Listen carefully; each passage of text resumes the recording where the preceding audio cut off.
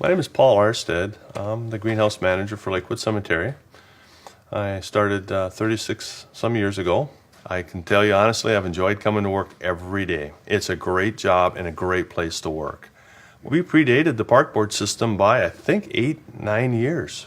So we were really one of the first green spaces for the city of Minneapolis. And it was a destination for people on Sunday afternoons after church to come and visit the graves. And then around the turn of the century, Lakewood purchased, I believe it was 40 acres. And that's how they acquired the greenhouses. So when the cemetery purchased the land, we got involved in the floral business. And at one time, we were considered one of the largest wholesalers of cut flowers west of Chicago. You know, there wasn't a Bachman's, there wasn't a garden center. There were no large wholesalers. You know, you did it yourself.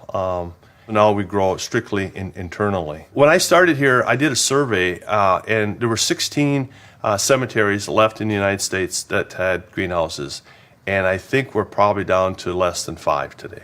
A lot of cemeteries no longer have the financial ability to run a greenhouse. Where Lakewood is, they made the commitment, and they see the value in the greenhouse now and in the future. And it is the oldest standing greenhouse today in Minnesota, and still operating, I might add. One of the things you'll notice right off the bat is how tall the greenhouse is. In those times, that peak created a chimney effect. So you let cold air in on the sides, and the warm air went through the top. So the taller it was, the better air movement you got. And the other thing that's really interesting, it's all put together by rivets.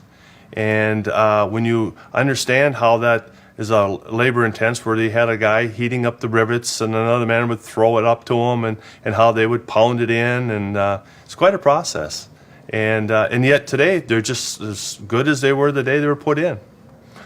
We grow our plants a little bit differently than the retailer in that we have to have the plants at a very mature state by Memorial Day. That's one of the reasons why we grow what we grow.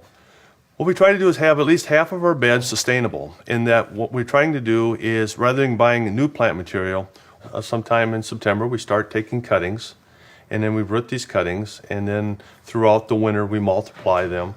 We're thinking way ahead before most people are even thinking about spring.